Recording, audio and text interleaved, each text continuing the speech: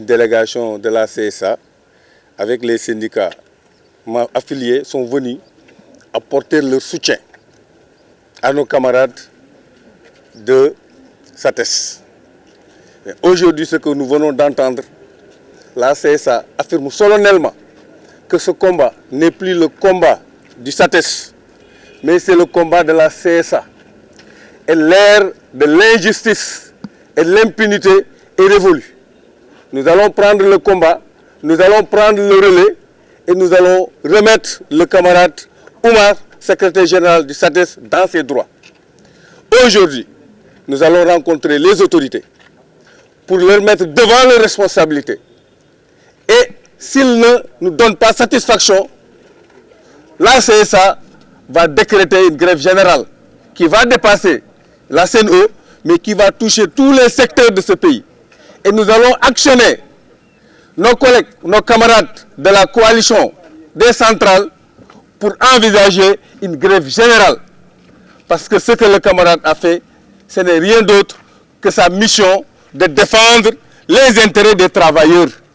Et aujourd'hui, nous sommes à l'époque de la souveraineté.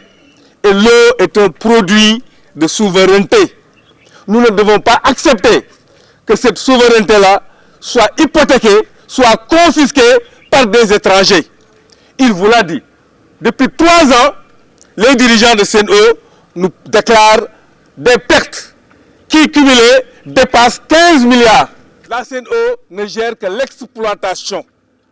Comment, dans l'exploitation, le nombre de clients augmente, les factures grimpent? Comment, dans cette condition-là, on peut nous expliquer que cette boîte a fait des pertes qui avoisinent 15 milliards, alors que ses prédécesseurs, la SDE, faisaient des bénéfices annuels qui avoisinaient 3 milliards. Eux, curieusement, ils nous déclarent des pertes. Au point que tous ceux qui sont des actionnaires ne peuvent pas avoir des dividendes.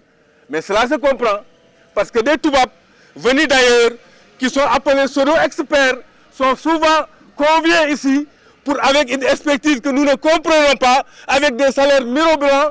Et maintenant, les produits aussi sont commandés dans leurs filiales au niveau de la France, alors qu'il y a d'autres sociétés, d'autres entreprises qui proposent les mêmes produits avec des qualités supérieures et des prix beaucoup plus importants, mais ils refusent de commander dans ces entreprises-là. Voilà ce qui explique ces pertes-là dont ils nous ont déclaré. Et aujourd'hui, nous avons dit trop, c'est trop. Et la CSA a sifflé la fin de la récréation. La lutte va prendre une autre tournure. Ça ne sera plus le SATES qui va porter ce combat, c'est la CSA qui va porter ce combat, c'est la coalition qui va porter ce combat. Inch'Allah, et le camarade va être rétabli dans ses droits et le Sénégal va retrouver sa souveraineté.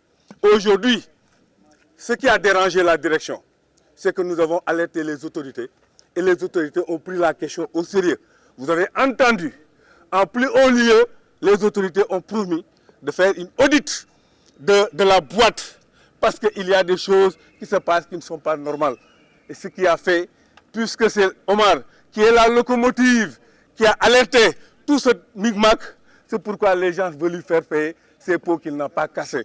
Et ça ne passera pas. Si nous vous le dirons, nous pourrons vous jurer que la CSA n'acceptera pas le licenciement du camarade Omar. Nous allons nous battre pour qu'il soit remis dans ses droits. Inch'Allah.